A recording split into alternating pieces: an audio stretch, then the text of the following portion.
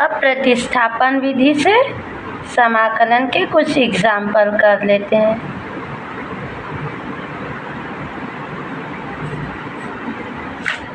Example first है हमारा integration of sign mx dx का मान ज्ञात कीजिए। ठीक है, तो इसे कैसे हल करेंगे? हल सबसे पहले मान लेते हैं I बराबर integration of sign mx dx। ठीक है, तो mx की जगह हम क्या रख देंगे? mx की जगह हम t ले लेते हैं, माना mx इक्वल टू t। ठीक है, तो इसका x के सापेक्ष अवकलन किए तो क्या आएगा? m d by d x into x equal to d by d x into T. ठीक है, या इसको क्या लिख सकते हैं हम? D by d x, x का करें तो 1 आ गया है ना, और ये आ गया d t upon d x, है ना। तो यहाँ से क्या लिख सकते हैं? D x equal to 1 upon m d t. ठीक है, इसलिए I equal to integration of 1 upon m, अचर राशि है बाहर निकाल दिए, और साइन टी डी टी। ठीक है, प्रतिस्थापन विधि द्वारा समाकलन कर रहे हैं ना, इसलिए। ठीक है, तो ये क्या आ जाएगा? I equal to 1 upon m sine x d x का क्या होता है? ये होता है हमारा कॉस माइनस कॉस टी।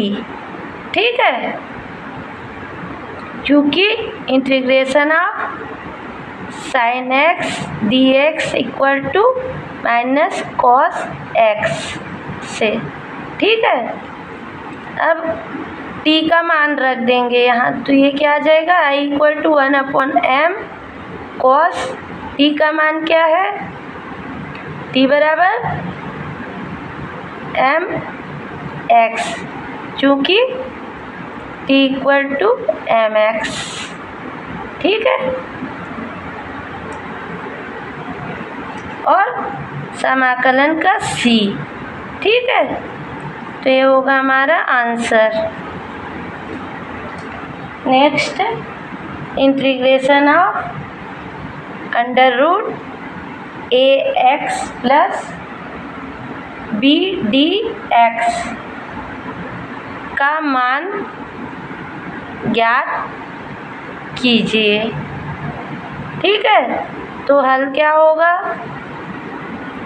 सबसे पहले तो I equal to integration of under root a x plus b d x. फिर अब ए एक्स प्लस बी की जगह हम क्या रख सकते हैं? सॉरी, ये डी एक्स पूरे का है ना, तो ये क्या माना? A x plus B equal to T. ठीक है, अब इसका x के सापेक्ष अवकलन कर दिए, तो ये क्या हो गया? D by D X A x plus B equal to D by D x into T. ठीक है, तो ये क्या आ गया? A plus A D by D x D by D X B equal to D by D x T. तो ये क्या आ गया, एक बाहर निकल गया, इसका 1 हो गया, प्लस ये क्या हो गया 0, ठीक है, equal to D by D x d t by D x, या इसको क्या लिख सकते हैं हम, d x equal to 1/a d t, ठीक है। इसलिए integration of I equal to integration of under root t d t, ठीक है, और t a x plus b की जगह हम टी लिखे है ना, और उसका अवकलन यहाँ पर आ जाएगा 1/a, ठीक है, क्योंकि प्रतिस्थापन विधि से कर रहे हैं ना, तो इसको 1/a अंडर रूट वर्गमूल को हटा दिए तो इसको क्या लिख सकते हैं 1/2 dt, है ना। इसका हम समाकलन कर दिए तो ये क्या आएगा, t⁻² 1/2 प्लस 1/2 प्लस 1, ठीक है, और कांस्टेंट c, चूँकि integration of x⁴n d x equal to x⁴n plus 1/n+1 से, तो ये क्या आ गया 1/a t⁻³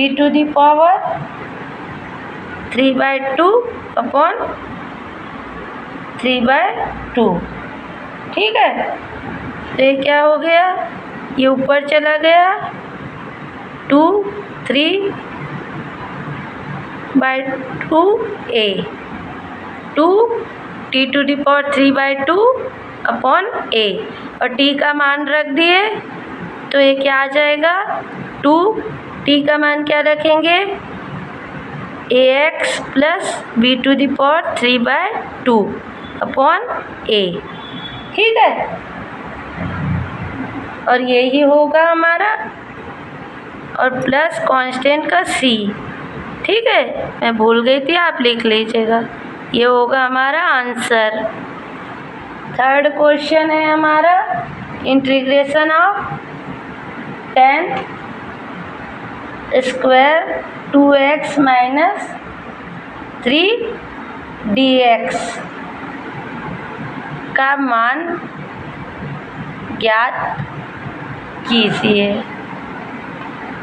सबसे पहले I equal to integration of tan² 2x minus 3 dx मान ली। अब tan² का हम समाकलन नहीं कर सकते तो इसे हम सबसे पहले तो तोड़ लेते हैं, तो ये आ जाएगा sec² यानी 2x माइनस 3, है ना, -1 और पूरे का dx, उसको अलग कर लिए, integration of sec² 2x minus 3 dx minus integration of 1 dx, है ना।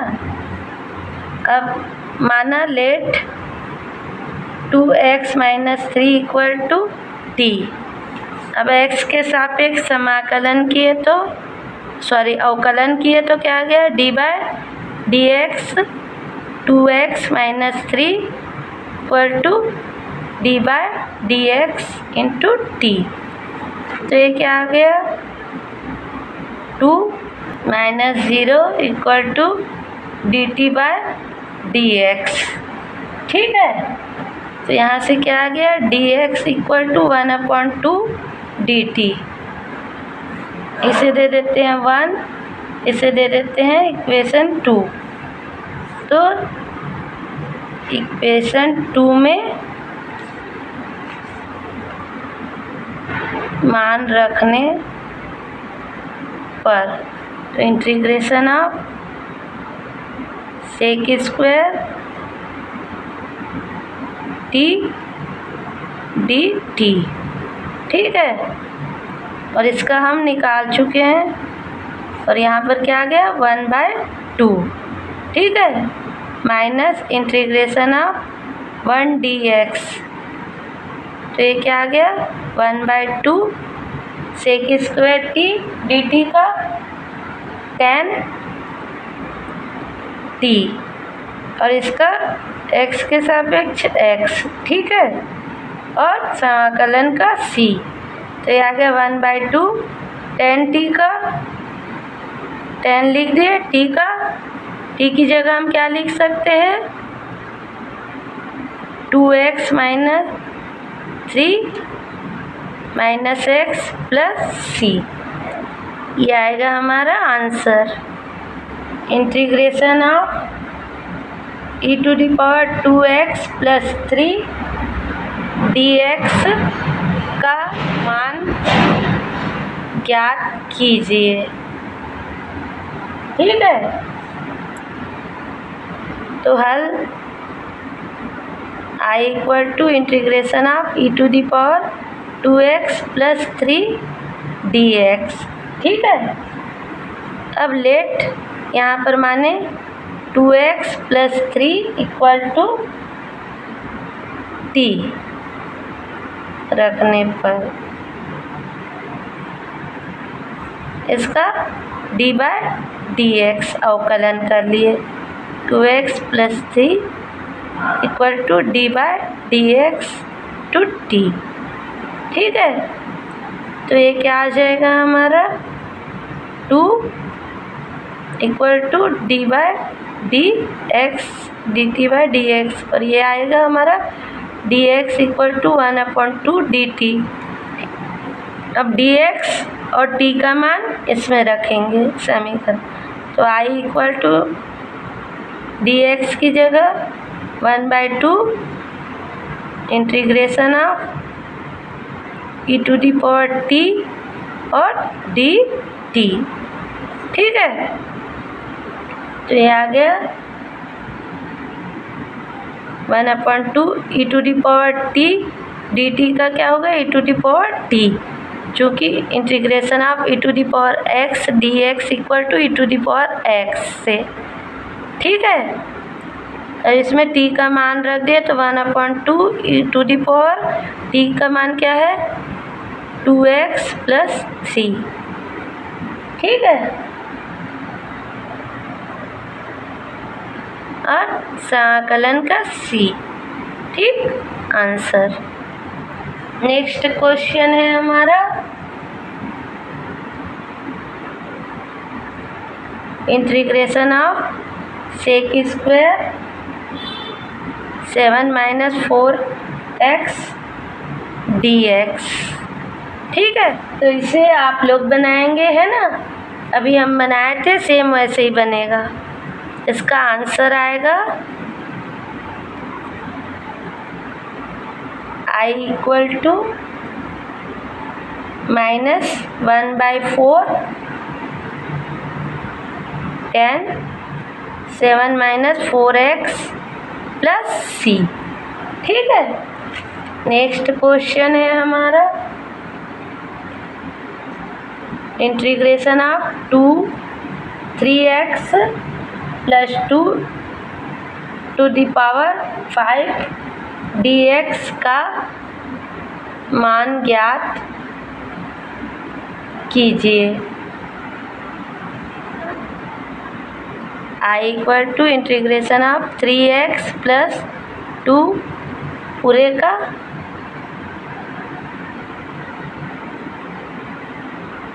5 dx, ठीक है।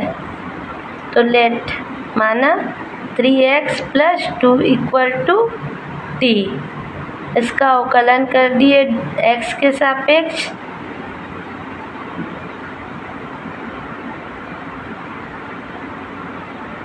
तो ये क्या आ गया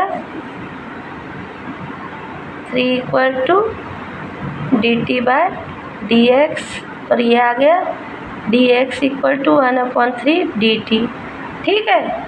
dx की जगह 1/3 dt रख देंगे और 3x प्लस 2 की जगह t। तो इसलिए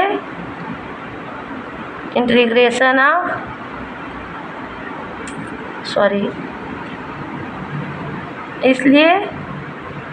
I equal to integration of 1/t बाहर निकल गया, कांस्टेंट है, t to the power 5 dt और ये आ गया 1/3 t टू द पावर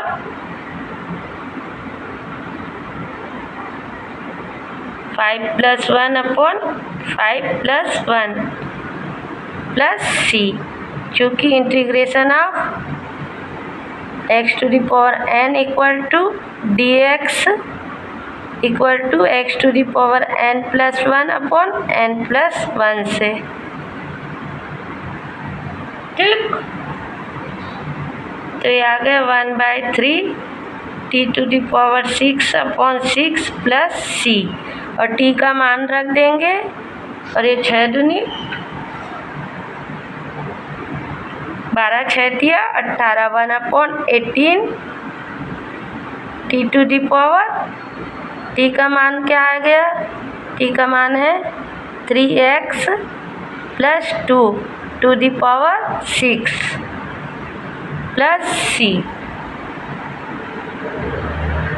क्योंकि t इक्वल टू 3x + 2 है ना, और ये होगा आंसर।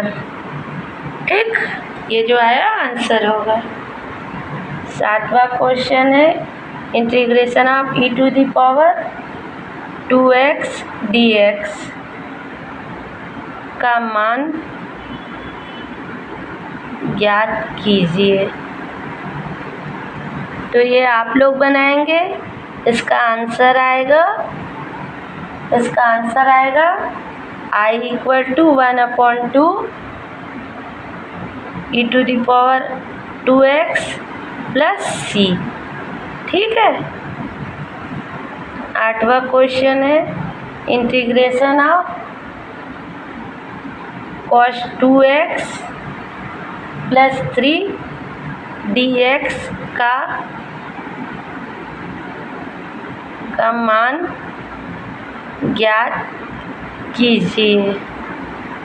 ठीक है, तो इसका हल क्या होगा, सबसे पहले माने I equal to integration of cos 2x + 3 dx, फिर मान लिए इसकी जगह t, तो माना 2x + 3 = t, तो d/dx अवकलन कर दिए 2x + 3 = d/dx × t, तो ये आ गया हमारा 2 = dt/dx, तो ये आ जाएगा हमारा dx = 1/2 dt। dx की जगह हम ये लिख देंगे और 2x + 3 की जगह t लिख देंगे, तो ये आ गया I equal to integration of cos t और dx की जगह 1/2, तो 1/2 अचर है इसलिए बाहर, और dx की जगह dt, तो ये आ गया 1/2 cos t dt क्या होता है, ये होता है sin t प्लस c समाकलन का, चूँकि integration of cos x dx equal to sin x से। ठीक है, तो यहाँ पर t का मान रख दिए 1/2 sin t बराबर क्या लिए थे 2x + 3 प्लस c, और ये हो गया आंसर। ठीक है, नेक्स्ट क्वेश्चन है हमारा इंटीग्रेशन ऑफ 1/1 - 4x dx का मान ज्ञात कीजिए। ठीक है, माना I equal to integration of 1/1 - 4x dx, अब माना लेट 1 - 4x = t, तो डिफरेंशियल कर देंगे 1/d d/dx d by d x 1 minus 4x equal to d by d x into t. तो ये कांस्टेंट है तो 0 हो गया, ये आ गया 4।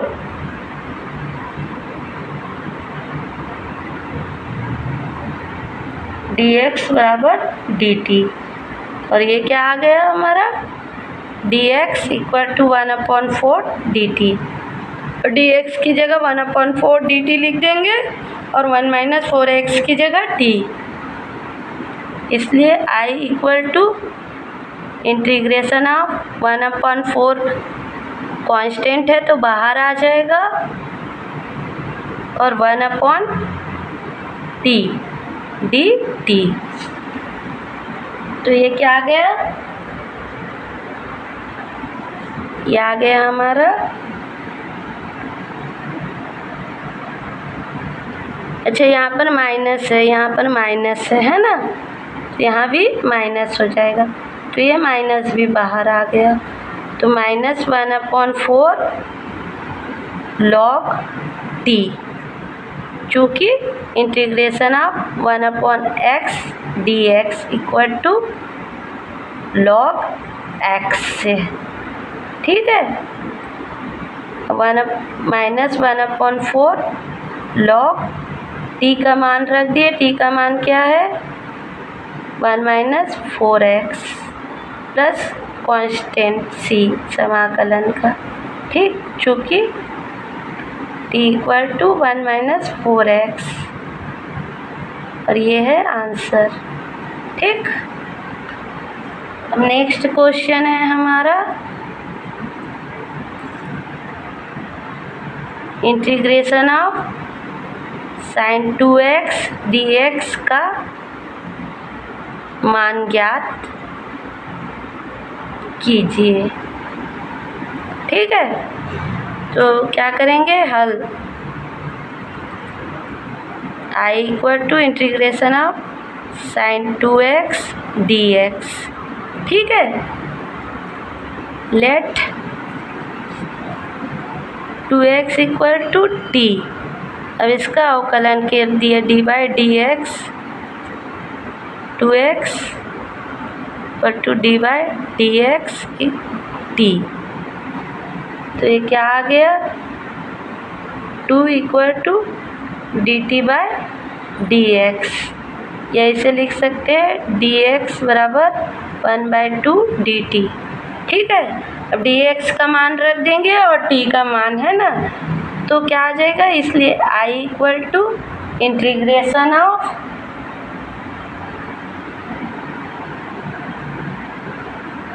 sin t dt और 1/2, तो ये आ गया 1/2। sin t का क्या होता है, sin t का होता है माइनस cos t, चूँकि integration of sin x dx equal to minus cos x से, ठीक है, और समाकलन का c, तो ये आ गया 1/2 माइनस 1/2 cos t के जगह मान रख दिए, हम क्या लिए थे, t की जगह लिए थे हम 2x, ठीक है, प्लस c, चूँकि t इक्वल टू 2x, और यही क्या है हमारा आंसर, ठीक।